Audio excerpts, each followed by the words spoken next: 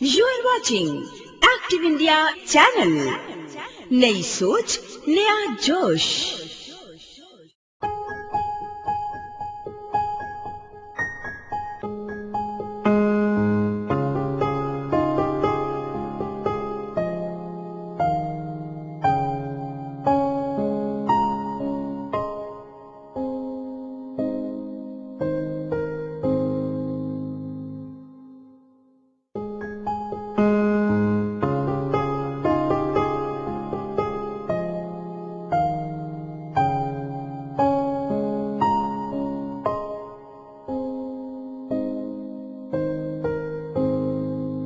नए साल की नई घड़ी में हम आपको दे रहे हैं ढेरों शुभकामनाएं नए साल की। कुछ इस तरीके से कि नए साल की नई घड़ी में है कामना हमारी, दिन दूनी और रात चौगुनी उन्नति होए तुम्हारी। एक्टिव इंडिया टीवी की पूरी टीम के साथ मैं संजय पुरुषार्थी शहर की आवाज के सारे दर्शकों को दे रहा हूं खूब ढेर सारी शुभकामनाएं। दर्शकों, आप इसे स्वीकार करिए और आपके जीवन में 2012 ढेरों खुशियां लेकर आए। आपके जीवन में शुभता बनी रहे, आपके कर्म क्षेत्र में उच्चता बनी रहे, ऐसी शुभकामना हमारे पूरे एक्टिव इंडिया टीवी परिवार की अपने सारे दर्शकों के लिए है जो जुड़े हुए हैं शहर की आवाज से।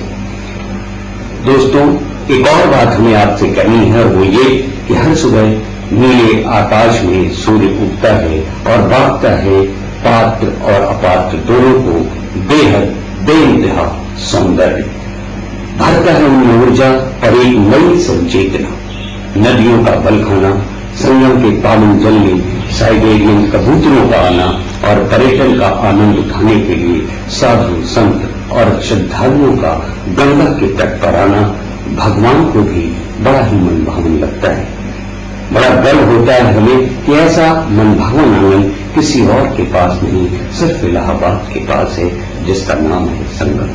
संगम की इस महत्वपूर्ण जमीन पर हम आज आपसे शहर की आवाज में जिस शख्सियत से आपका संगम कराते हैं विचारों के रूप से, जिस तरह से हम संगम कराते हैं भावनाओं के रूप से, जिस तरह से हम संगम कराते हैं शिक्षा और कर्म के लिए आगे बढ़ने के लिए संगम बनाना हमारा मकसद है। और आज हम किसे नहीं गा रहे हैं, बस थोड़ा सा आप रखिए इंतजार, हम आपको अगले भी बताते हैं। आइए चलते हैं शहर की आवाज के उस मुहाने पर जहां हमें आपको बताना है उत्थान। शहर का हो, समाज का हो, देश का हो, ऐसी पुनीत सोच को सच करने में पूरा जीवन आहुत कर देने वाले, देश के विदेश के विभिन्न जगहों पर जाकर सिर्फ और सिर्फ काम के प्रति पूरी तरह से समर्पित रहने वाले, बड़े बड़े उच्च पदों पर रहने के बाद उन्होंने अपने जिन दायित्वों को समझा, उनमें चाहे गंगा के राष्ट्रीय नदी बनाए जाने की मुहिम की बात रही हो, या ग्रामीण विकास या शहरी विकास की बात रही हो, या किसी भी प्रकार से कहीं पर भी किसी भी व्यक्ति को किसी भी प्रकार का दर्जा दिलाने की बात रही हो, या वन और पर्यावरण के संवैधानिक संशोधन और लेखन की बात रही हो, ये बहुत ही जरूरी उन्होंने समझा और आगे आए और उन्होंने काम किया। मित्रता की जब हम बात करते हैं तो मित्र भी अगर एक ही हो और नाम उसका हो डॉक्टर APJ अब्दुल कलाम, जो देश के राष्ट्रपति होने का गौरव पाता हो, ऐसे महत्वपूर्ण व्यक्ति से हम आपको मिलाना चाहते हैं। वो है Shambhunath institute engineering of technology college, Vishnu भगवान पब्लिक स्कूल कॉलेज के निदेशक, स्वतंत्रता सेनानी, माता पिता के अभूतपूर्व संतान डॉक्टर दीनानाथ तिवारी जी से, गांव की किसानी से नीलता की निशानी बन चुके डॉक्टर तिवारी हैं आज हमारे शहर की आवाज के सबसे और महत्वपूर्ण खास मेहमान, जो खुद आपको भी नए साल की शुभकामनाएं हमारे एक्टिव इंडिया परिवार के मेहमान के तौर पर देना चाहते हैं। हमारा तरीका आपको पता है, हम कैसे आपको जोड़ते हैं शहर की आवाज से। हम आपको बताना चाहते हैं कि हयात यही, मध्य यही, अंत यही है, दुर्भाग्य है, सौभाग्य है,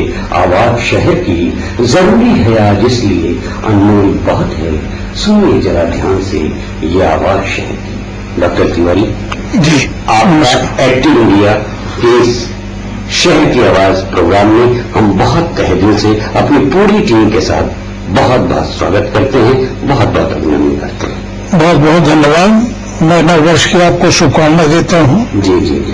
नव वर्ष 2012 आपके लिए मंगलमय हो। जी जी, मेरे लिए भी और हमारे दर्शकों के लिए, सभी के लिए, देश के लिए, समाज के लिए, सभी के लिए नव वर्ष मंगलमय हो।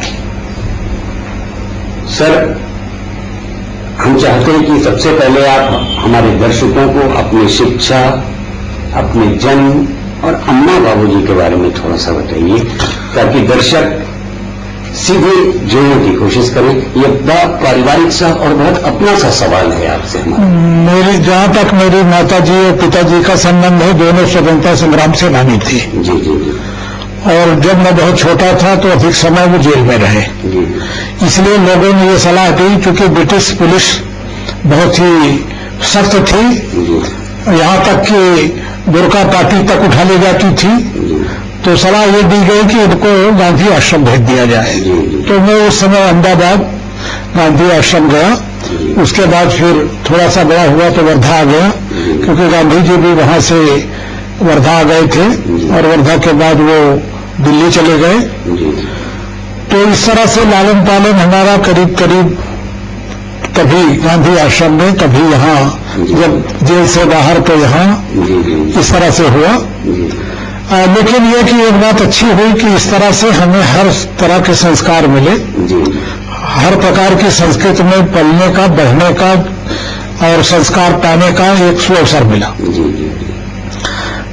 एक तरफ से जहां हम गुजरात में रहे, दूसरी तरफ महाराष्ट्र में रहे, तीसरी तरफ उत्तर प्रदेश में रहे, लेकिन जन्म जो है हमारा वो देहात का है।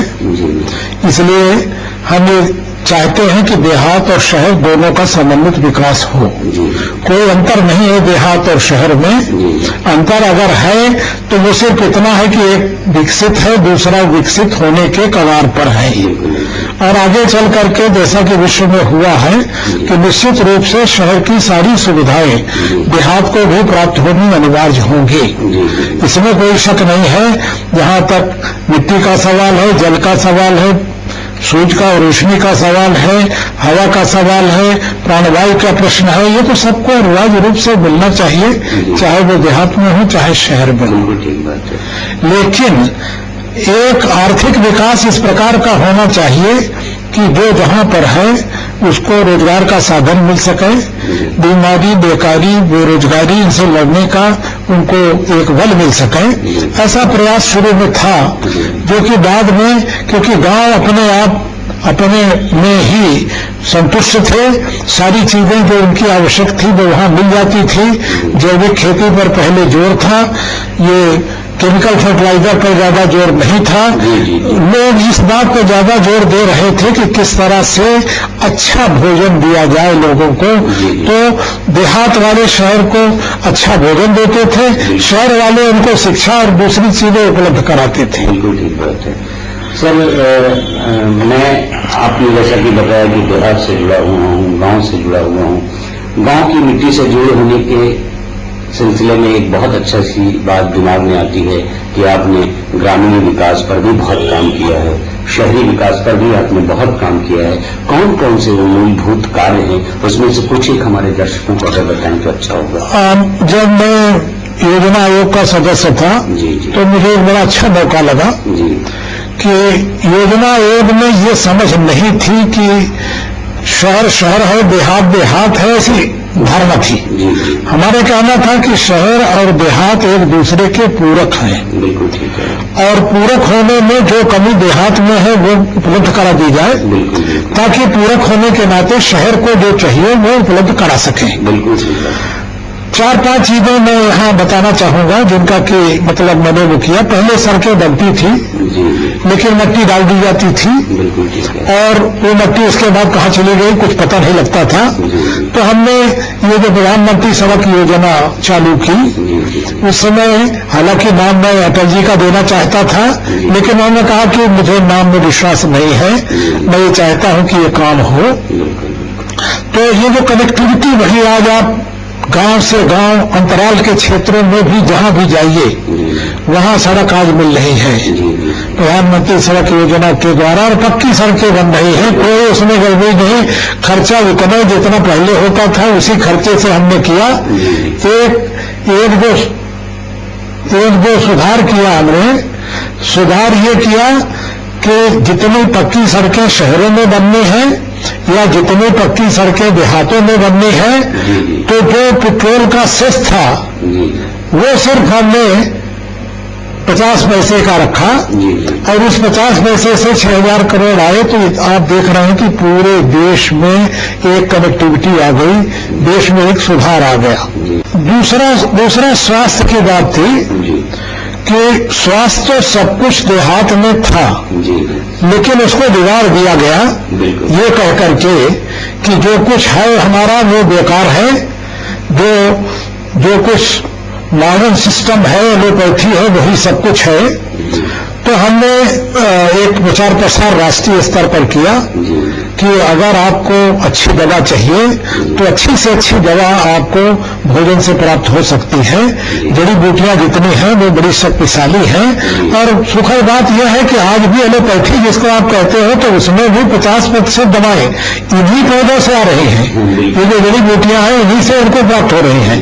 तो इसका एक मिशन मोड में हमने इसको चलाया, और आज आप उसका प्रतिफल ये देखें कि जहां हम 15,000 से या 20,000 तक की दवा हम बाहर से मंगा रहे थे कि कुपोषण है, और कुपोषण तो है ही है, 2-7% कुपोषण है, कम हुआ है। तो आज अगर आप देखेंगे कि जहां आलू मिल रहा है तो वहां आंवला मिल रहा है। गर्मी के उसमें अगर हर चीजें मिल रही हैं, कोका कोला मिल रहा है तो बेल का शरबत भी मिल रहा है। तो आज इससे यह हुआ कि हमने अपनी मांग पूरी की, और दूसरा यह हुआ कि आज हम करीब 10,000 करोड़ की ये चीजें बाहर भेज रहे हैं। बिल्कुल, बहुत अच्छी बात है। तो ये देहात के आदमियों को, मुझे याद है पिछली बार जब कनाडा वाले आए थे फिल्म बनाने यहाँ, तो उन्होंने एक आदमी से पूछा कि इस बेल का पेड़ था, तो उन्होंने कहा इससे कितनी आमदनी हो जाती है। उसने कहा बस ये सोच लीजिए कि एक फल का हमको तो 5 रुपए ही मिलता है, तो जितने फल हैं उनको अगर आप मल्टीप्लाई कर दें तो उतने रुपए मिल जाते हैं। उन्होंने कहा मोटे तौर पर, तो उन्होंने कहा मोटे तौर पर हमको एक पेड़ से 5 से 10,000 रुपए बेल के फल से मिल जाते हैं। तो ये दूसरी चीज है कि स्वास्थ्य के संबंध में उनकी जो विधाएं हैं, और एक अच्छी बात यह है कि पूरा विश्व उसको अपना रहा है। तीसरी बात हमें याद है कि 2 साल पहले सारा विश्व चिंतित था कि कुपोषण बढ़ रहा है, और आयरन फॉलिक एसिड या विटामिन टैबलेट जो हम दे रहे हैं उसके साइड इफेक्ट है, कुप्रभाव है, तो उसको कैसे बचा जाए। तो उस समय मैंने उनको कहा था कि ईश्वर ने एक बहुत अच्छा पौधा दिया है जिसको सैजन कहते हैं या डोमेस्टिक कहते हैं या मुंगा कहते हैं, हजारों नाम है उसके। तो मैंने कहा अगर इसका प्रयोग किया जाए तो निश्चित रूप से कुपोषण से मुक्ति मिल सकती है। और आज ये जो 20,000 करोड़ या 15,000 करोड़ का जो आयात हो रहा है इससे भी मुक्ति मिल सकती है, ये पैसा यहीं कहीं रह सकता है। तो उसका हमने प्रचार प्रसार करीब हर शहरों में किया। इलाहाबाद में खास करके आपने देखा कि कोई गरीब की झोपड़ी नहीं मिलेगी कि जिसके चारों तरफ 4-5 पेड़ सहजन के या मुंगा के न लगे हों, और कोई सड़क के किनारा नहीं है, कोई पार्क नहीं है, कहीं नहीं है जहां ये ना हो। और ये 12 हमने किया, और इसका प्रतिफल ये मिला कि जहां हवाई जहाज से WHO विश्व स्वास्थ्य संगठन जो है बीज यहां से उत्थान से पूरे विश्व में ले जाके बांटा उसने, और उनकी पहले पेज पर ये फोटो छापी कि ये मुंगा है जिससे कि निजात लोगों को कुपोषण से मिल सकती है। अब अगर आपको बीमारी लग रही है या आपको ऐसा लग रहा है कि आप स्वस्थ नहीं महसूस कर रहे हो, या आप ऐसा लग रहा है कि भोजन जो है पचा नहीं पा रहे हो, तो इस पौधे का वो करिए। और कुछ क्षेत्रों में तो आप ऐसा पाएंगे अंतराल के क्षेत्रों में, खास करके ट्राइबल एरिया वगैरह में, कि लोग 20-20 हजार करोड़ का इसका व्यापार हो गया है। बहुत अच्छी बात। मुझे बड़ा अचंभा हुआ कि मैं जब वाइस चांसलर था तो यहीं के एक सज्जन DRM थे वहां, तो उन्होंने कहा कि सर नई सड़कें बन रही है, क्या लगाए? तो हमने कहा मुंगा लगा दो। मुंगा लगा दिया उन्होंने। तो अभी जब मैं वाइस चेयरमैन होकर वहां गया तो कुछ महिलाएं रेलवे की आई बिलासपुर की, तो उन्होंने कहा साहब अब की हमारा बड़ा घाटा हो गया। हमने कहा क्या घाटा हो गया? कि वो मुनगा में फल कम आए तो आपके हमको कुल 6 करोड़ रुपए मिले। क्योंकि 6 करोड़ रुपए आपको मिले, हम तो सोच भी नहीं सकते थे कि इतने ज्यादा। नहीं तो पहले कितना मिलता था, तो बोले हमको तो 10 करोड़ मिलता था। अच्छा। तो गो कि इन चीजों में चूंकि इसकी पत्ती भी खाई जाती है, इसकी छाल भी खाई जाती है, इसका फल तो खाया जाता है। जहां तक दक्षिण भारत में तो कोई ऐसी सब्जी या कोई ऐसा वो बनता नहीं है कि जिसमें ये न डाला जाए। ये ड्रम स्टिक जरूर डालते हैं, और दिल्ली वगैरह में एक ड्रम स्टिक का एक फली की कीमत 4 से 5 रुपए है। तो आप सोच सकते हो कि एक पेड़ में कम से कम 1000 से 2000 फल आते हैं। और वही एक पौधा है कि जो होली मनाने के लिए, गरीबों की रोटी पकाने के लिए वही सब काम आ रहा है। और अभी तो एक अनुसंधान हुआ है कि उससे बहुत अच्छा नोट के कागज बनेंगे, तो उससे और कीमत बढ़ जाएगी। तो इस पर थोड़ा सा हमने ध्यान दिया। एक बात और देहातों में जो सबसे बड़ी बात थी कि मट्टी कट रही थी, और आपने देखा कि पंजाब हरियाणा वगैरह में प्लेटिंग हो गई है कि मतलब 1 बोरी पहले खाद डालते थे, 2 बोरी डालने लगे, 3 बोरी डालने लगे। तो जितने ज्यादा खाद डाल रहे हैं उतने जमीन खराब हो रही है। तो हमने इसका एक प्रचार प्रसार किया कि नहीं, ये न करने के बजाय आप जैविक खेती करो। उत्थान ने इसको डेमोन्स्ट्रेट किया है बहुत अच्छा, और सब गांव गांव में हजारों लाखों जगह मिशन मोड में हमने इसको चालू किया। आज उसका असर यह है कि जो एक तो पानी आपका दूषित हो रहा था, प्रदूषित हो रहा था, दूसरा ये चीजें आपके शरीर में जा रही थी। आपको याद होगा कि हम जब छोटे थे तो पहले जगह जगह लोग लिखते थे कि न मच्छर रहेगा न मलेरिया रहेगा। डीडीटी का प्रचार करते थे, देहातों में बहुत ज्यादा करते थे कि न मच्छर रहेगा न मलेरिया रहेगा। बाद में कहने लगे कि मच्छर रहेगा, मलेरिया नहीं रहेगा। फिर कहने लगे कि मच्छर भी रहेगा, मलेरिया भी रहेगा, शायद आप नहीं रहोगे। तो हुआ ये कि डीडीटी चला गया पानी में, और पानी की चीजें जो लोगों ने सिंघाड़ा खाया या कमल की जड़ खाई या और चीजें किया, तो वो आपके शरीर में चला गया। और एक बार डीडीटी शरीर के अंदर चली जाती है तो निकलती नहीं है, और उसका एक ही तरीका है, वो आयुर्वेद में ही एक तरीका है। तो हमने ये पंचकर्म को, सार सूत्रा को, इसको थोड़ा सा प्रचारित प्रसारित किया, और उसका असर ये हुआ कि प्रचारित प्रसारित जब किया तो आज करीब करीब 10,000 करोड़ का हेल्थ टूरिज्म देश को मिल गया। बहुत अच्छी बात है सर ये। जहां सारे लोग विदेश जाते थे, अब विदेश के लोग अपने यहां आने लगे, और उन्होंने कहा कि भाई अगर शरीर में इस तरह का दूषित पदार्थ चला गया है जो कि ऑपरेशन से नहीं निकल सकता है, तो पंचकर्म से, सार सूत्र से इससे निकाला। हालांकि ये हजारों साल की विधा है, लेकिन उसका एक विधिवत प्रचार नहीं किया गया था। बस वही है कि हमें उस बात की जानकारी नहीं थी। और चौथी 2 चीजें और जो प्रमुख रूप से हमने किया, असल में मैं बताना चाहूंगा कि आज से 2-3 साल पहले हमको चाइना ने, चीन ने एक बड़ा राष्ट्रीय पुरस्कार अपना दिया था, जैसे यहाँ भारत रत्न होता है, इस तरह का एक पुरस्कार दिया था। तो वो पुरस्कार था कि चूंकि ये जड़ी बूटियां जो है उनके हम सलाहकार 1971 से थे, और उनको हम बताते थे कैसे करो क्या करो। तो आज उनका व्यापार जो है वो करीब 30 बिलियन US$ का हो गया है, माने 1,20,000 करोड़ का हो गया है। तो उन्होंने हमें जो पुरस्कार दिया तो राष्ट्रपति जी ने हमसे ज्ञान में कहा कि डॉक्टर तिवारी आज आप सबसे खुश होंगे, जीवन में इतना बड़ा पुरस्कार आपको नहीं मिला होगा। तो मैंने कहा मैं बहुत खुश तो नहीं हूं, खुश तो हूं लेकिन बहुत खुश नहीं हूं, क्योंकि मैं चाहता था कि ये हमारे भारतवर्ष की संपदा है, भारतवर्ष में पहले ये पनपे पले पोसे, इसका फायदा पहले भारतवर्ष को मिले फिर आपको मिले। लेकिन ये कि आपके यहाँ पहले हो गया, हमें थोड़ा सा समय लगा। तो ये बात हमने अपने प्रधानमंत्री जी से, अटल बिहारी वाजपेयी से आकर के बताया, तो उन्होंने कहा कि हाँ आप ठीक कहते हो। तो राष्ट्रपति जी ने क्या कहा, मैंने कहा कि I am not very happy. तो राष्ट्रपति जी ने कहा कि भाई आपके यहां भी होगा, आपके यहां डेमोक्रेसी है, डेमोक्रेसी में आप चर्चा करते हो, फिर चर्चा करते हो, फिर चर्चा करते हो। हमारे यहाँ ऑटोक्रेसी है, हम एक बार चर्चा करके जो निर्णय लेते हैं उसको लागू कर देते हैं। तो इसलिए हमारे यहाँ हो गया, लेकिन ये आपके यहाँ भी होगा और निश्चित रूप से हमारे यहाँ हुआ। एक बात और जो जिस पर मैंने बहुत ज्यादा जोर दिया कि हमारे यहाँ सारी चीजें नवग्रह पर हैं, नक्षत्र पर हैं। इन्हीं से नवग्रह नक्षत्र का हर आदमी पर, हर पर्यावरण पर, हर पर प्रभाव पड़ता है। तो उनके कुछ पेड़ हैं जो कि बहुत प्रभावशाली हैं और उनमें से बांस है।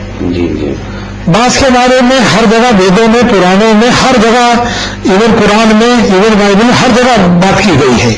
और अपने हाथ ये कहा गया कि जन्म के समय वंशलोचन जरूर चटाई जाती है ताकि उसकी जो बुद्धि है बराबर बनी रहे, आंखों में कोई फर्क न पड़े। और आप देखते हो शादी हो, ब्याह हो, कुछ भी हो, बिना बांस के मड़वा के कुछ होता नहीं है। तो वो अगर आप देखते हो कि प्रदूषण हो रहा, तो प्रदूषण वही एक ऐसा पौधा है। मेरी मान्यता तो कुछ ऐसी है कि कहा यह जाता है कि जब समुद्र मंथन हुआ, तो समुद्र मंथन जब हुआ तो उसमें गरुड़ भी निकल आया। अब गरुड़ निकल आया तो देवता और राक्षस सब परेशान हो गए, क्या किया जाए। तो लोगों ने कहा कि भाई ऐसा करो कि शंकर भगवान को गरुड़ बड़ा पसंद है, तो आप जाओ शिवालिक में, वहां दे दो उनको, वो पी जाएंगे। जब ये लोग पहुंचे वहां, ऐसी मान्यता है कि जब ये लोग गए तो शंकर जी ने कहा यहाँ छोड़ दो, शिवालिक पर थे वो, तो उन्होंने कहा यहीं छोड़ दो। तो वहां बांस के पौधे लगे हुए थे, उन्होंने गरुड़ को पी लिया। तो गरुड़ में आज भी बांस में ऐसी वो है कि जो कार्बन मोनोऑक्साइड को, कार्बन डाइऑक्साइड को, आर्सेनिक को, उनको सबको आत्मसात कर लेता है। इसीलिए जब आदमी मरता है तो जब उसकी चिट्ठी बनती है, राम राम शब्द जब होता है तो बांस से ही वो होता है और हरा बांस किया जाता है, कपाल क्रिया जो की जाती है। तो गोया कि जहां तक हिंदू, मुसलमान, सिख, ईसाई जिसका भी कहिए, धर्म में हर जगह बांस को प्रधानता दी गई है और ज्योतिष में तो बहुत ज्यादा प्रधानता दी गई है। लेकिन हमने इसको गिरा दिया था। हम वो करते थे लेकिन जानते नहीं थे कि क्यों इसको वो किया जाए। तो हमने एक राष्ट्रीय मिशन इस पर चालू किया। राष्ट्रीय मिशन चालू किया तो आज बांस से ये हुआ कि जो पिछड़े क्षेत्र थे, जहां रोजगार की समस्या थी, वो खत्म हो गई। पेड़ जो कटते थे वो पेड़ कटने बंद हो गए। पेड़ की लकड़ी के बजाय बांस की लकड़ी काम में आने लगी और वंशलोचन वगैरह से लाखों करोड़ों रुपए अब लोगों को मिलने लगे। तो ये कुछ चीजें ऐसी थी कि जो मूलतः देहात से संबंधित थी, लेकिन ये जन जन की समस्याएं हैं। ये कोई इसमें छूटा नहीं है। अगर अच्छा भोजन बन रहा है, अगर अच्छी दवाई लोगों को मिल रही है, अगर कुपोषण से कुजात मिल रहा है, अगर लोग अपने गांव तक आसानी से पहुंच रहे हैं और देहात में चीजें सड़ नहीं रही हैं, देहात की चीजें शहर तक पहुंच रही हैं, तो इसीलिए आपने देखा कि जहां 3% ग्रोथ थी, वो एकदम से ग्रोथ जो है 7%, 8% पहुंच गई। बहुत अच्छी बात है। तो ये कुछ ऐसी चीजें हैं, मैंने कहा कि अगर कुछ इस तरह की योजना बनाई जाए कि जिससे सबका ध्यान रखा जाए, तो देश का भी हित होगा और राष्ट्र का भी हित होगा। बहुत अच्छी बात है, आपने इतना काम किया। और हम अपने दर्शकों को बताना चाहते हैं, मत बिगाड़िए पर्यावरण। पर्यावरण बिगाड़ने से ही सब कुछ बिगड़ जाएगा। अगर आप बेरोजगार हैं और आपको लगता है कि आपको रोजी रोटी के लिए कहीं कोई नौकरी नहीं मिल रही है, तो आपने अभी सुना, डॉक्टर साहब ने आपको बताया कि आपके लिए जरूरी क्या है। आप प्रकृति से जुड़े, पेड़ से जुड़े, बांस से जुड़े, सहजन से जुड़े, जन जन को जोड़े और आपके जीवन में रोजगार की नहीं, पैसों की भरमार हो जाएगी, समृद्धि की सरकार हो जाएगी। बस जरूरत है आपको समझने की और वो समझाने की कोशिश करने के लिए आज हमने गुजारिश की थी शहर की आवाज में मेहमान के तौर पर अपने इलाहाबाद वासियों को ये खास जानकारियां देने के लिए डॉक्टर दीनानाथ तिवारी जी से उन्होंने हमारे आग्रह को माना और आपको ये वो जानकारियां दे रहे हैं जो आपको किताबों में मिलेंगी। और हम जानते हैं विकास की इस आपाधापी में आप इतने आगे बढ़ रहे हैं, इतना दौड़ रहे हैं कि आपको पढ़ने का वक्त नहीं मिलता। आइए हम आपको आगे भी जोड़ते हैं शहर की आवाज में तमाम ऐसी जानकारियों से जो आप नहीं जानते और आपका जानना बेहद जरूरी है। डॉक्टर साहब, एक और बहुत अच्छा सा प्रश्न है, जैसा कि मैंने आपको पढ़ा है और हमने सुना भी है कि संत आचार्य विनोबा भावे जी आपके संरक्षक थे, उनका संरक्षण किस तरह से आपको प्राप्त था? मैंने बताया कि जब मैं छोटा ही था जी, तो क्योंकि हमारे माता पिता ज्यादा समय जेल में रहे, जी, स्वतंत्रता संग्राम सेनानी होने के नाते, जी, तो वहां पर जब अहमदाबाद से जब हम लोग आए यहाँ वर्धा, जी, जी, तो वर्धा में विनोबा जी थे। जी, तो जो बच्चे वहां रहते थे तो वो 4-4, 5-5 बच्चों का एक संरक्षक बनाया जाता था। जी, जी, जी, तो मैं जिस ग्रुप में पढ़ा उसके विनोबा भावे हमारे संरक्षक थे। तो विनोबा जी का मैंने देखा कि हर चीज, खैर गांधी आश्रम में तो हर बात आपको स्वयं करनी पड़ती थी।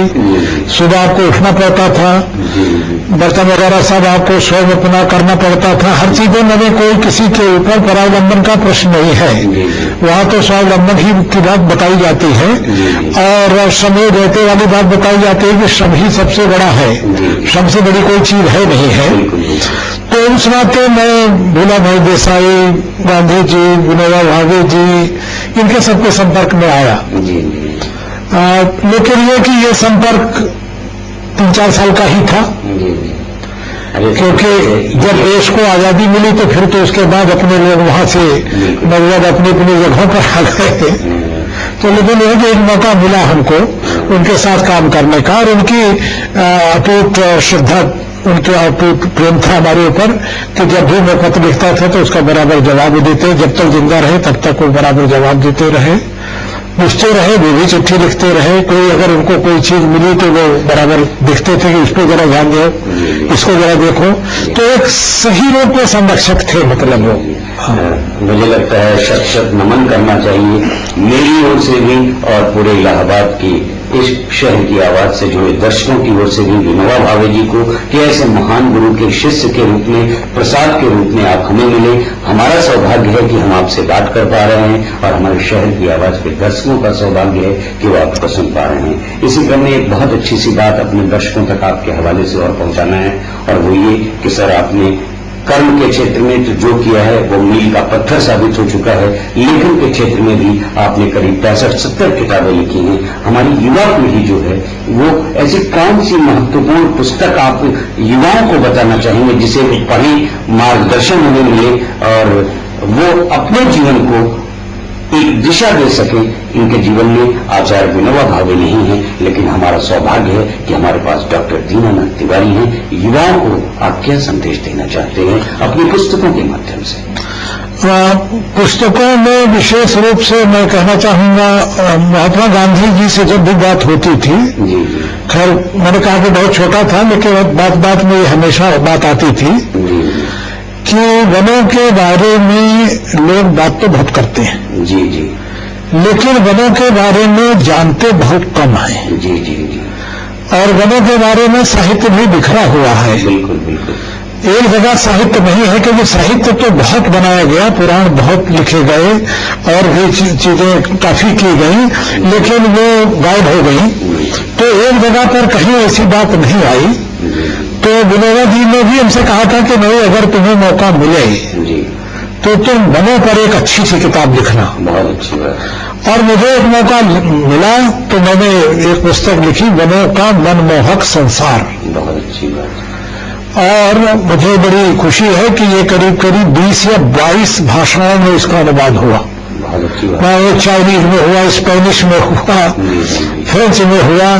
तो इसका मतलब ये होगा कि लोगों को काफी वो है, और हम समझते हैं कि अगर लोग उसको पढ़ें, तो मैंने यही कहा है कि वेदों में वन क्या थे, जी जी, विभिन्न धर्म ग्रंथों में वन क्या थे, साहित्य में वन क्या था, जी जी जी, और वनों का जीवन से क्या सीधा संबंध है। जहां तक स्वास्थ्य का संबंध है, भोजन का संबंध है, पर्यावरण का संबंध है, कपड़े का संबंध है, रोजी रोटी का सवाल है, तो वन क्या देते हैं, वो चीज मैंने उसमें लिखी है। तो एक तो ये पुस्तक जो कि मतलब काफी लोग इस पर वो कर रहे हैं।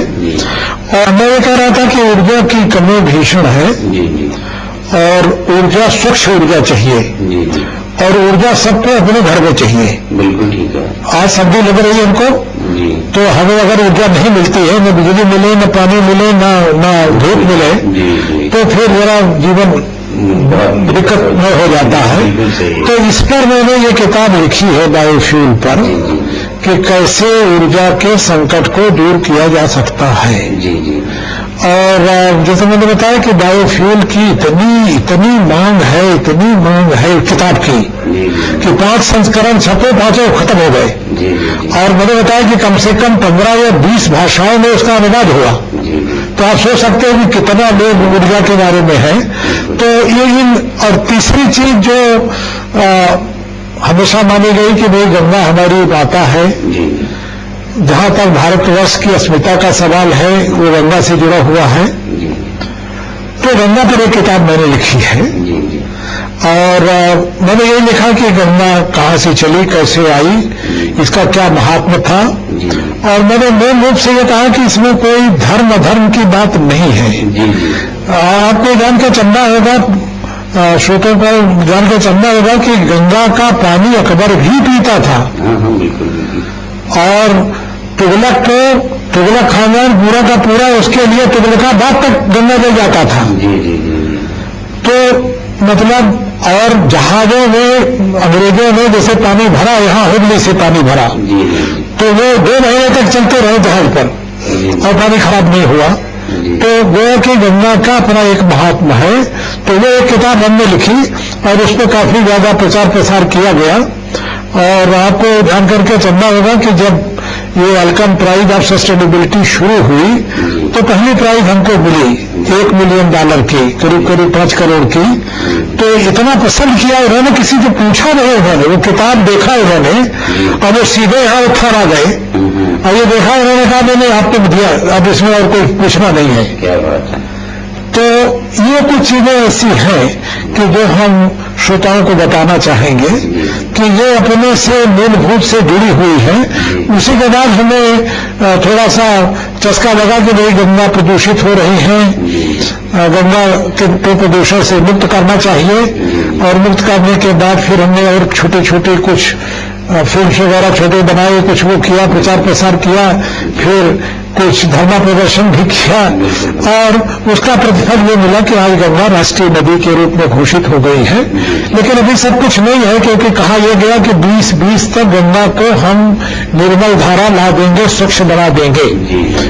लेकिन शायद अभी स्वच्छ हुई नहीं है गंगा, और शायद 2020 तक हो भी नहीं पाएगी अगर पूरा प्रयास नहीं किया गया, जन जन का अगर सहयोग नहीं दिया गया। तो उत्थान इसके प्रति समर्पित है। 1 महीना हम वहां रहते हैं, जहां भी कुंभ महाकुंभ होता है बराबर हम वहां जुड़ते हैं और इसमें प्रयास करते हैं। दर्शकों, हो रहा है हमारे ब्रेक का समय और लेते एक छोटा सा ब्रेक। आप देखते रहिए शहर की आवाज। बस हम शुरू करते हैं थोड़ी देर बाद फिर से शहर की आवाज।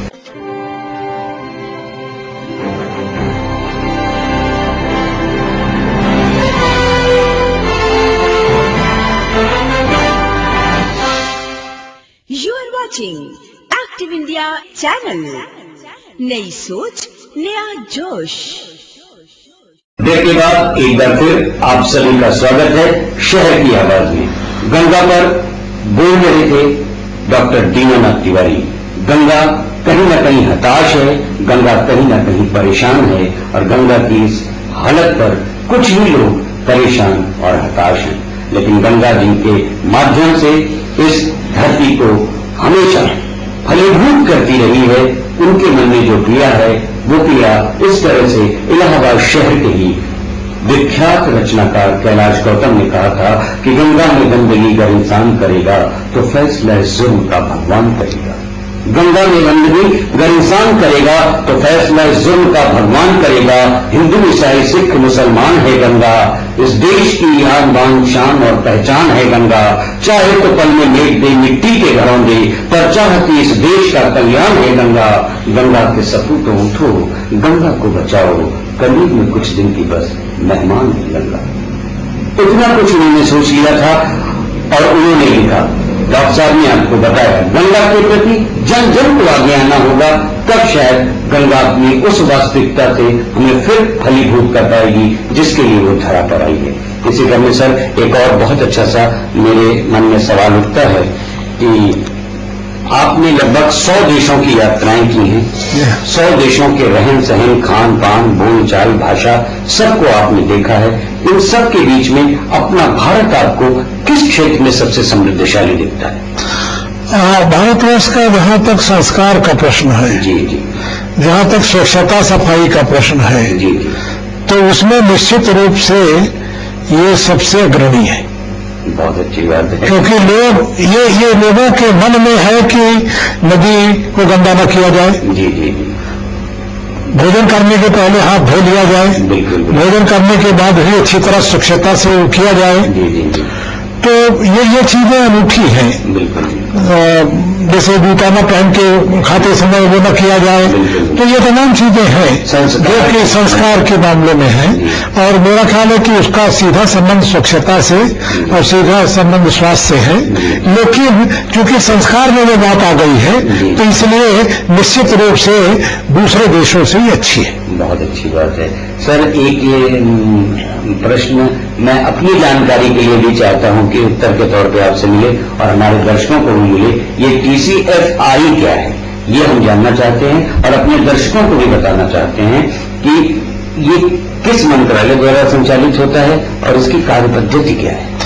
ये भारतीय वानिकी अनुसंधान एवं शिक्षा परिषद है। जी जी, जब आपने देखा कि आज से 15-20 साल पहले बड़ी चिंता थी लोगों को कि रेगिस्तान बढ़ रहा है, वन समाप्त हो रहे हैं, हरियाली खत्म हो रही है, तो बहुत से प्रश्न लोकसभा में और विधानसभाओं में उठाए गए और जन आंदोलन भी हुआ कि हमें हरियाली पुनः देश में लानी है, वरना सारा का सारा अगर रेगिस्तान हो गया तो लोग क्या खाएंगे, क्या रहेंगे, कैसे करेंगे।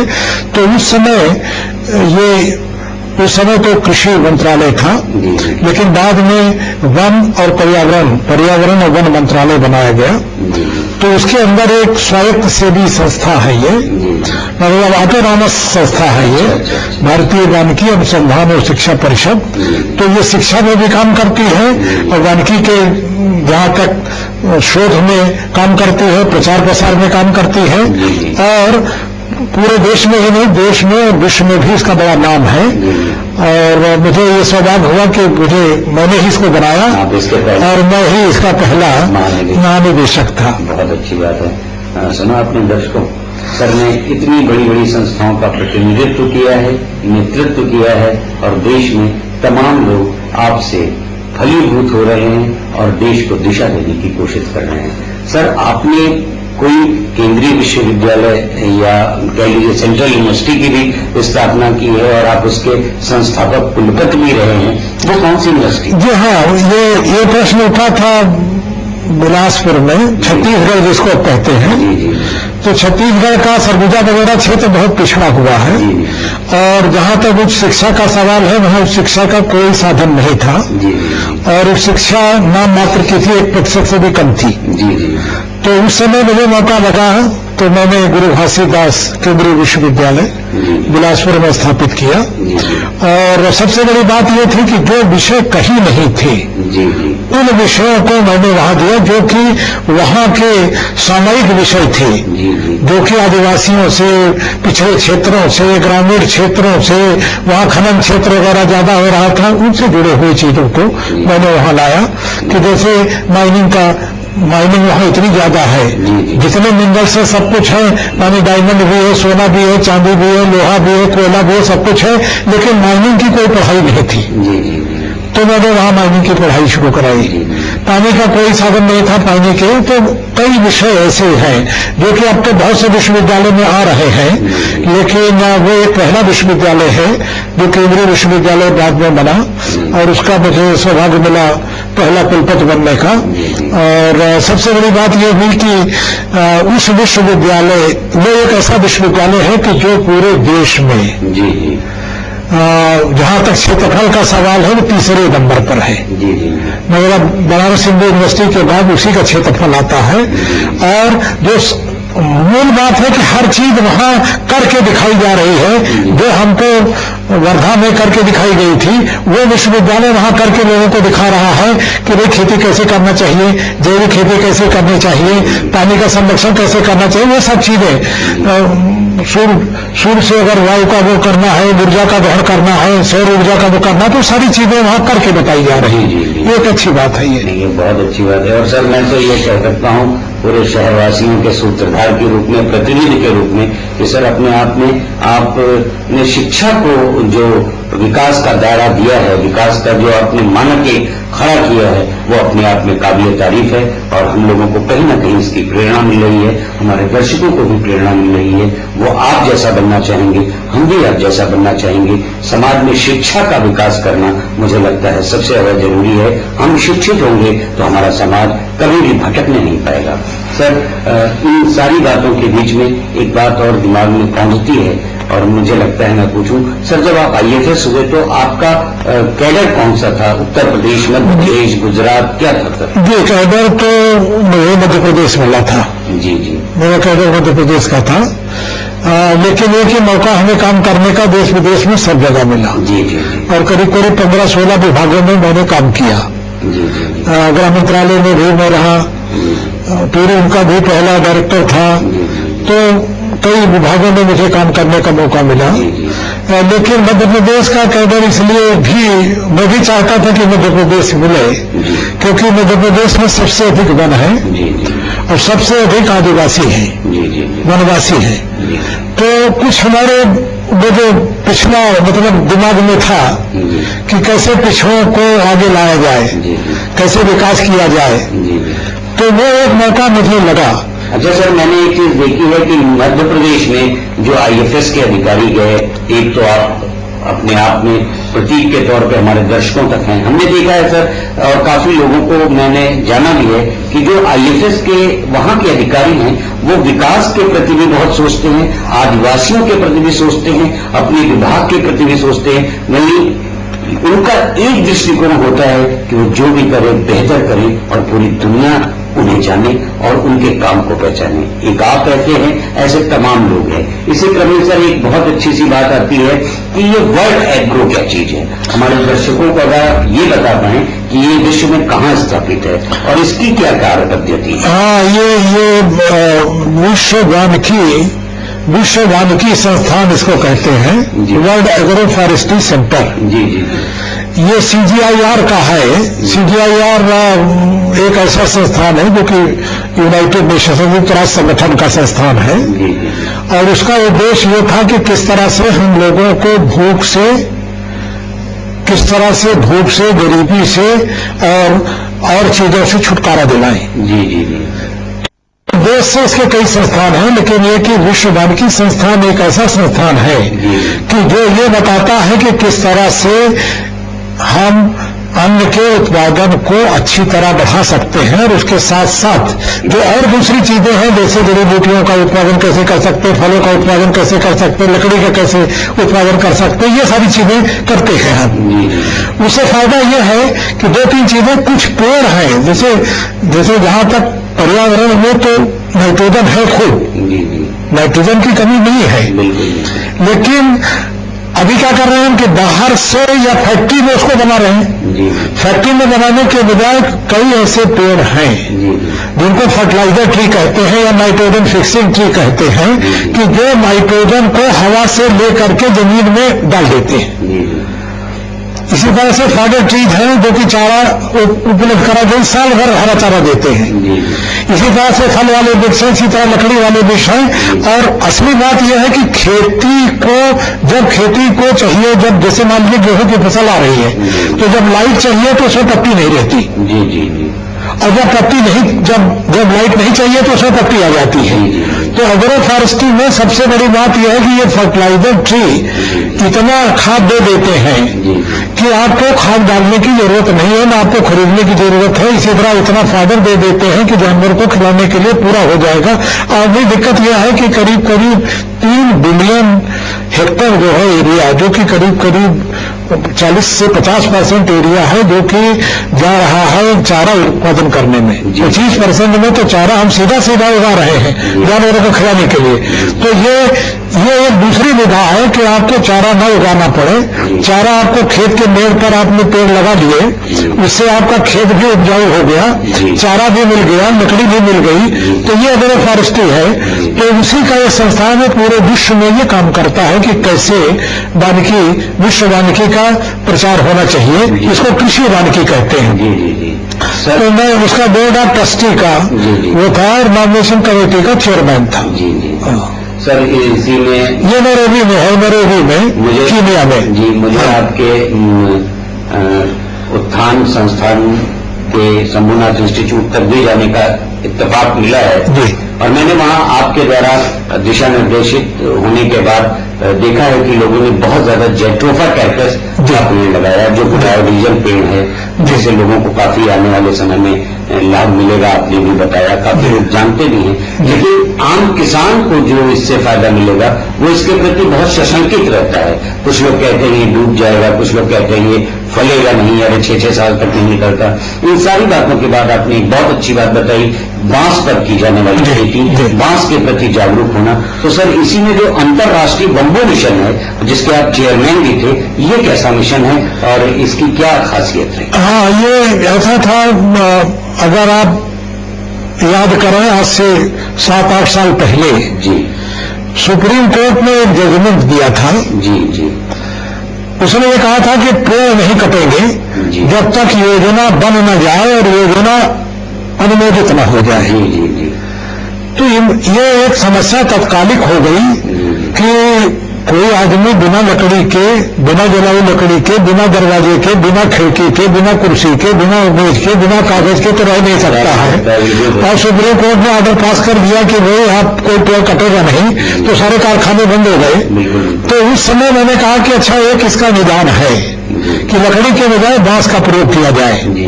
और उस समय भी मैंने एक चिट्ठी लिखी थी सुप्रीम कोर्ट के चीफ जस्टिस को कि साहब आपका जजमेंट गलत है, आपने बांस को लकड़ी में शामिल कर लिया है जबकि बांस अलग है, एक्ट में ही अलग किया हुआ है। अच्छा। तो उन्होंने स्लो मोटो उसको फिर से अपना ऑर्डर रिवाइज कर दिया और बांस को छोड़ दिया। जब बांस को छोड़ दिया तो मैंने कहा कि ये जितने कारखाने बंद हो गए हैं तो उनको चालू किया जाए, बांस से चालू किया जाए, क्योंकि योजना बनाना और उसको अनुमोदित कराने में 5 लग सकते थे, लेकिन 5-6 साल तक कोई आदमी बिना घर के, बिना दरवाजे के, बिना खिड़की के, बिना कागज के रह नहीं सकता था। तो उसका एक निदान दिया और इसलिए राष्ट्रीय मिशन हमने किया और फिर इसका अंतर्राष्ट्रीय मिशन भी बना, बहुत अच्छी बात, जिसका कि अब डॉक्टर बीजेपी में चला गया, तो मैंने चाइना में चला गया, तो मैंने उसे शुरू किया यहाँ पर भारतवर्ष में शुरू किया और उस समय की ये नितांत आवश्यकता थी इसलिए शुरू किया। लेकिन ये विश्व की नितांत आवश्यकता है अगर पर्यावरण बचाना है, अगर लोगों को करना, क्योंकि पेड़ को उगाने में कम से कम 20 से 30 साल कम से कम लगते हैं और ज्यादा से ज्यादा तो 150 से 200 साल लगते हैं, लेकिन बांस को उगाने में मुश्किल से 1 साल या 1.5 साल लगता है। बहुत अच्छी बात है। तो वो चीज, वो तो घास है, लेकिन यह कि उसकी ताकत, अब तो मैंने सड़क भी बनाई बांस से, अब तो आपको टेबल, कुर्सी, मेज, कागज, घर सब कुछ बांस से बनाया। और खास करके आपको ये जानकर के श्रोताओं को चंबा होगा कि जब सुनामी आई थी तो सुनामी में तत्कालिक ये था कि किसी तरह से घर लोगों को दिया जाए और घर ऐसा दिया जाए कि जो फिर से गिरे नहीं। तो उस समय हमने करीब 10,000 घर बांस के ही बना करके दिए थे और वो 8-10 साल हो गए, उनमें कोई टसमस नहीं हुआ। 2 बार अर्थक्वेक भी आ गया, सब कुछ हुआ। तो मतलब यह है कि बांस में एक अपनी वो है, इसीलिए अंतर्राष्ट्रीय संस्था बनी, इनबार जिसको कहते हैं, इंटरनेशनल नेटवर्क ऑन बम्बू और रतन, जो बीजिंग में है। और दूसरा आपका राष्ट्रीय मिशन बना, कि राष्ट्रीय मिशन में ये बात की गई और आज तो सारा विश्व इसके पीछे लगा हुआ है कि शायद यही एक निजात दे सकता है सबको तत्कालिक हमारी मांगे।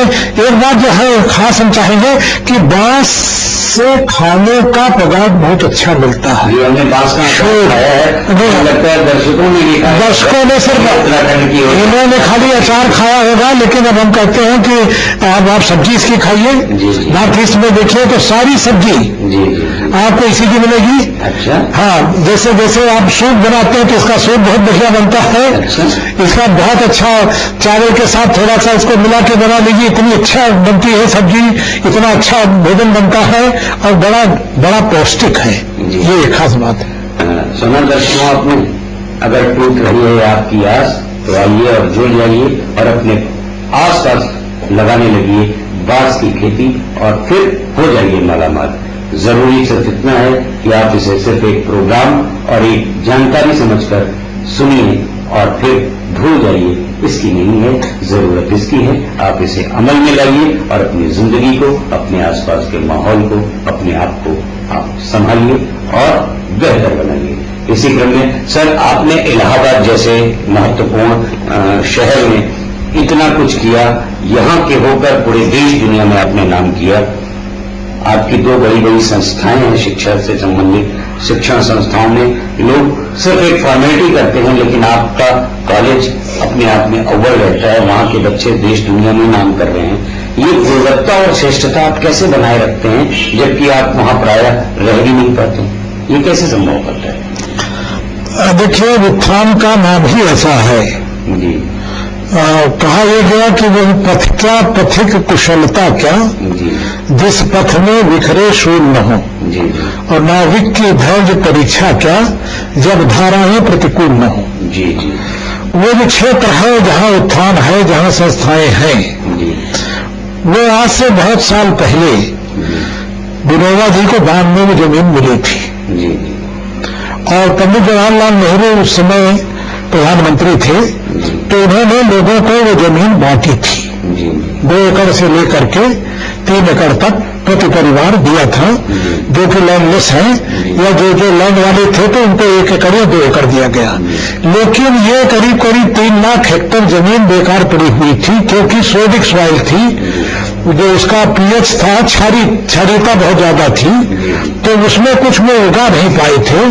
तो मुझे क्योंकि विनोबा जी से लगाव था, तो मैंने इस क्षेत्र को चुना कि वहां दिक्कत ये थी कि कुछ एरिया तो ईंट भट्टों में सारा खुद गया और कुछ एरिया जो हुआ वो सब प्रकृति ने खोद डाला और सब क्षारीयता हो गई, पीएच 11 हो गया, कंकड़ बड़े बड़े थे तो कुछ हो नहीं सकता था। तो वहां मैंने कहा कि कुछ किया जाए, क्योंकि जितने पुरुष थे या जो काम करने वाले थे वो तो सब बाहर थे, स्त्रियां थी, बूढ़े थे, बच्चे थे। ये 96 गांव का यही हाल था। तो उसको मैंने कहा कि अगर इसको हम ठीक कर दें, और उसमें एक गड़बड़ी और आ गई थी, मैं ये हुई थी, अगर आपको याद हो 1995 में कि एक बड़ा भारी तूफान आया था और उस तूफान में करीब करीब 280 लोग संगम में मर गए थे। 85-86 की बात मैं कर रहा हूं, और शहर में भी तमाम सारे इलेक्ट्रिक पोल्स वगैरह सब उखड़ गए थे। तो वो वहीं से होता था, क्योंकि साइक्लोनिक विंड एक तरफ गंगा एक तरफ जमुना है, वो गर्म होता था, क्योंकि भट्टा का एरिया था, तो वो साइक्लोनिक विंड में कन्वर्ट हो जाता था और उससे बड़ा नुकसान होता था। तो बचाने के लिए मैंने ये सारे काम किए कि जो कर इसका किया जाए। तो मेरे मन में आया कि ये बच्चे, क्योंकि वहाँ करीब करीब 0% था शिक्षा का, कुछ ही घर थे जहाँ की शिक्षा की, बाकी कुछ नहीं था। तो इसलिए मैंने फिर ये विष्णु भगवान पब्लिक स्कूल शुरू किया और कुल उस समय 24 बच्चे आए थे। आज उसकी संख्या करीब करीब 7,000 पहुंच गई है। और मुझे तो बड़ा अचंभा होता है कि जब लोग पश्चिम बंगाल से, बिहार से, झारखंड से, मध्य प्रदेश से और नेपाल, भूटान से, और कुछ बच्चे 8-10 बच्चे बांग्लादेश से भी आ गए हैं। तो ये बड़ी सुखद बात है और ये संख्या बराबर बढ़ रही है, क्योंकि पिछले साल भी 1,000 बच्चों को हम नहीं ले पाए थे, तो अब हम कोशिश करेंगे लेने के लिए। और पढ़ाई का जहां तक सवाल है कि मैंने कहा कि सारे लोग समर्पित हैं, इसमें कोई एक आदमी का रोल नहीं होता, हर आदमी को अगर आप प्रोत्साहित कर दीजिए, उत्साहित कर दीजिए तो अपना रोल करता है, बशर्ते कि वो ये महसूस करे कि वो इसका अंग है। तो मैंने ये प्रयास किया कि इनको एक अंग के रूप में सबको किया जाए। सर, एक और अच्छी सी बात हम सोचते हैं आपसे पूछ ही रहे, और वो ये कि ये जो शहर की संस्थाएं हैं, पर्यावरण पर काम कर रही हैं, गंगा पर काम कर रही हैं और वास्तव में कर रही हैं। इनके लिए अगर मैं आपसे ये कहूं कि कुछ इन्हें आप संदेश दें और वो बेहतर कर पाएं और वो भी आप जैसे कारगर रास्तों पर चल पाएं, तो आप सर बहुत छोटे से संदेश में क्या संदेश दे सकते? मैं तो काफी संस्थाएं हमसे भी जुड़ी हुई हैं, करीब करीब 85-86 संस्थाएं हमसे भी जुड़ी हुई हैं, मध्य प्रदेश की, छत्तीसगढ़ की, उत्तर प्रदेश की। मैं एक ही बात तो कहूंगा कि जो सभी कहते हैं कि पर उपदेश कुशल बहु तेरे, जे आचरण ते मरे घरे में। अगर से बात कहो ऐसा कर लो, ऐसा कर लो, ऐसा कर लो, तो उससे काम होता नहीं है, करके बताना पड़ेगा। अगर आप पानी की सफाई की बात करते हो तो एक आध महीने वहां रह करके लोगों को बताइए कैसे करना, कैसे होना। हम तो जहां जहां कुंभ लगता है, जहां अर्ध कुंभ लगता है, उत्थान वहां जाता है, कैंप लगाता है, लोगों को बताते हैं। और हम ये नहीं कहते ऐसा कर लो, ऐसा कर लो। आज आप देखिए कि नवग्रह की लकड़ी, कोई भी आप अनुष्ठान करिए, पूजा पाठ कुछ करिए, तो बिना नवग्रह की लकड़ी के कुछ होता नहीं है। इसी तरह से जो वहां पर जो शिविर में रह रहे हैं, तो कलमवासी लोगों को किसी को तुलसी चाहिए, किसी को केला चाहिए, तो ये चीजें हम उपलब्ध कराते हैं। बहुत अच्छी बात। 1 लाख पौधे करीब हर साल हम उपलब्ध कराते हैं। मुफ्त में दवाएं हम उपलब्ध करा रहे हैं। शहर के लोग भी जाते हैं, जो वहां रह रहे हैं उनको भी कर रहे हैं। तो हमारा सिर्फ यही कहना है कि अगर आप जोड़िए तो सही तरीके से जोड़िए। केवल प्रवचन करने से, प्रवचन का भी फायदा है, लेकिन केवल प्रवचन से पूरा फायदा नहीं है। जी सर, दो एक और सवाल बस मुझे लगता है हमें आपसे कर लेना बहुत जरूरी है, और उसमें सबसे पहला सवाल मुझे ये लगता है कि आज जो राजनीति का प्लेटफॉर्म है, जहां परिवर्तन की बहुत बड़ी डिमांड है, वहां पर सर ऐसा नहीं लगता कि आप लोगों को राजनीति के उस प्लेटफॉर्म पर आना चाहिए और वास्तव में जो स्वच्छता, जो दिशा निर्देश मिलना चाहिए, उसमें भी आपकी भूमिका होनी चाहिए? देखिए, राजनीति दो तरह से है कि एक तो आप राजनीति में एक्टिव होकर के जाइए, दूसरा यह है कि शिक्षा के माध्यम से, स्वास्थ्य के माध्यम से लोगों को समाज एक संस्कार दे करके लोगों को ऐसा बना दीजिए कि वो अच्छा से अच्छा काम करें। बहुत अच्छी बात है सर। तो हम डायरेक्ट रोल करने के बजाय इस तरह का डायरेक्ट रोल कर रहे हैं कि लोगों को ऐसा शिक्षित प्रशिक्षित इस तरह का कर रहे हैं, इस तरह तैयार कर रहे हैं। और आज यही कारण है कि आज हमारे इंजीनियरिंग कॉलेज में देख लीजिए, मैनेजमेंट इंस्टीट्यूट में, फार्मेसी में, हर एक जगह में जो इतना अच्छा प्लेसमेंट हो रहा है। मुझे तो बड़ा गंदा हुआ कि पिछली बार कलेक्टर जिलाधीश इलाहाबाद ने सारे स्कूलों की एक बैठक बुलाई थी और उन्होंने फीस का स्ट्रक्चर कहा कि कुछ कम करिए, तो लोगों ने कहा क्या कम करें, कैसे करें, तो बाद में हमारे प्रिंसिपल बोले, जो हमारे यहाँ के प्रिंसिपल बोले तो इतना कम है, जहां लोगों का 1 लाख 1.5 लाख है, हमारा हॉस्टल में रहने वाले का 45,000 है। तो जिलाध्यक्ष ने कहा कि भाई ये कैसे हो रहा, कुछ समझ नहीं आता कि एक संस्था ऐसी कर रही है, सबको अपने अपने तो मैंने ये कहा कि अगर आपका उद्देश्य सही है, सिर्फ आप पैसे के उद्देश्य से नहीं जा रहे हैं, क्योंकि शिक्षा स्वास्थ्य ऐसी चीज नहीं है। अगर जनहिताय जन सुखाय अगर आप करना चाहते हैं तो फिर सारी चीजें अपने आप सुधार होंगी, और इन्हीं को अगर बिगाड़ दीजिए तो फिर आगे सुधार होना संभव नहीं है। लेकिन हमारे कहना है कि जहां पर जैसा मौका लगे, जहां पर जिस तरह की चीजें सुधार में हो, वो करना चाहिए। मैं एक छोटी सी बात करना चाहता हूं कि जैसे कुंभ अर्धकुंभ में कोई पैसा भारत सरकार नहीं देती थी। पहली बार मैंने मेंबरबानी कमीशन के नाते प्रधानमंत्री जी के सामने ये प्रश्न रखा कि साहब इतना इनको दिया जाता है, इतना इनको दिया, सब धर्मों का गिराया, और मैंने कहा कुंभ में कभी कुछ नहीं दिया जाता। तो पहली बार 2001 में आपको जान के अचंभा होगा कि कम से कम 251 करोड़ दिया जाने लगा, और वो बराबर बढ़ रहा है। तो अगर चीजें की जाए तो ये सब संभव है, ऐसी कोई बात नहीं कि न हो। सर, आपकी बातों से हमारे दर्शकों को वाकई बहुत लाभ मिला होगा, हमें ऐसा पूरा विश्वास है।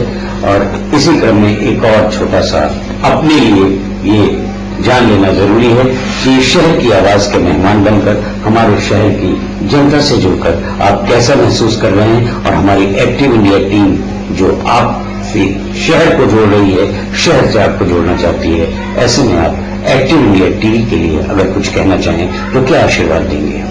आपका तो नाम ही एक्टिव इंडिया है जी। और ये बहुत आवश्यक है कि देश में जागरूकता पैदा की जाए। जी। जब हम लोग विजन डॉक्यूमेंट बना रहे थे 2001 में, तो उस समय हम लोगों ने कहा था कि भारतवर्ष एक महाशक्ति के रूप में 2020 तक बन सकता है अगर देश में जागरूकता पैदा की जाए। इंडिया वो काम कर रहा है जो कि दूसरे शायद नहीं कर पा रहे हैं, और मुझे पूरा विश्वास है कि देश के समुन्नत करने में, उन्नत बढ़ाने में और समन्वित विकास करने में आपका एक बहुत अच्छा कर्मठ रोल है, और इसको आप बनाए रखिए। मेरी बहुत बहुत शुभकामनाएं आपके साथ। जी जी, धन्यवाद। आपने अपना महत्वपूर्ण समय दिया, हमारे दर्शकों से आप जुड़े और आप शहर की आवाज बने, शहर इलाहाबाद को आपसे दिशा मिल सके। हमारी ये कोशिश आज कामयाब हुई। हम इसके लिए आपका आभार व्यक्त करते हैं। एक्टिव इंडिया टीवी की पूरी टीम की ओर से बहुत बहुत धन्यवाद। धन्यवाद। दर्शकों, इसी क्रम में अब मैं आपको एक बार फिर नए वर्ष की शुभकामनाएं देता हूं और आपसे बताना चाहता हूं, हम आपको जिस महान विभूति से मिला रहे थे उनका नाम था डॉक्टर दीनानाथ तिवारी। उनके बारे में बहुत कुछ कहने के बजाय सिर्फ अगर हम इतना कहें कि हो सकता है तुम्हारा भी नाम वतन में करना पड़ेगा दुर्लभ कुछ काम वतन में, जो भी हुए हैं नामचीन कुछ करके गए हैं, पूजे गए हैं कर्म से इंसान वतन में। आइए हम ये संकल्प लेते हैं कि हम भी ऐसा कुछ बेहतर करें, हम भी लोगों की नजर में बेहतर बने। आपका शहर शाप सा शहर, जहर से बचे, कहर से बचे और खूबसूरती से शहर को रचे, यही मकसद है एक्टिव इंडिया टीवी का, जो कि शहर की आवाज के माध्यम से आप तक पहुंचाया जा रहा है। साथियों, आप देखते रहिए शहर की आवाज, देखते रहिए एक्टिव इंडिया टीवी। हम मिलेंगे आपसे फिर अगले हफ्ते किसी नए मेहमान के साथ। हमारा पता नोट करना आप न भूलें। हमारा पता है 23 Kanpur road, civil lines, Allahabad. हमारा मोबाइल नंबर भी आप नोट कर सकते हैं 94 15 66 70 और 99। आप हमें हमारे फोन पर भी कॉल कर सकते हैं। कैसा लगता है आपको ये प्रोग्राम, आप बता सकते हैं। और अगर आप पत्र लिख सकते हैं तो पत्र आप जरूर लिखें, लेकिन ये भी शर्त है कि पोस्ट कार्ड पे लिखें, ताकि हम अधिक से अधिक दर्शकों का पत्र पढ़ें और आप तक आपकी भावनाओं को हम शहर की आवाज के माध्यम से पहुंचा सके। एक बार फिर 2012 की खूब ढेर सारी शुभकामनाएं आपको, आपके पूरे परिवार को। दीजिए अपने टीवी दोस्त संजय पुरुषार्थी को इजाजत। नमस्कार।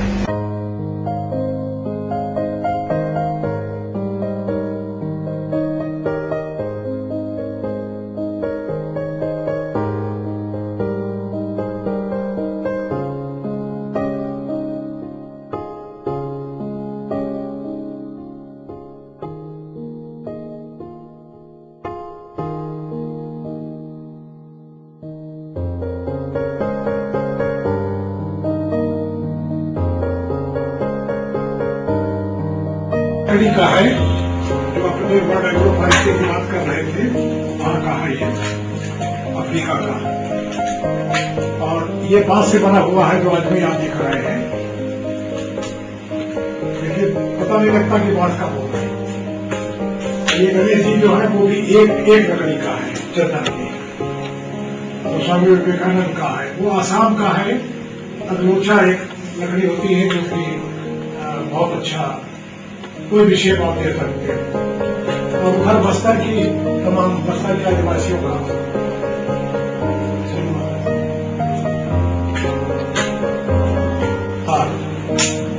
उसका विमोचन के समय में मैं माला पहना रहा था अटल बिहारी वाजपेयी जी को मॉन्ट्रियल में दिया था। और कच्छों की सबसे बड़ी फैक्ट्री पूरी दुनिया की है, तो वो है तो एल्यूमिनियम का, लेकिन ऐसा बनाते हैं वो कि ये हजारों साल ऐसे कैसे रहेगा, तो इसमें खराबी नहीं आएगी।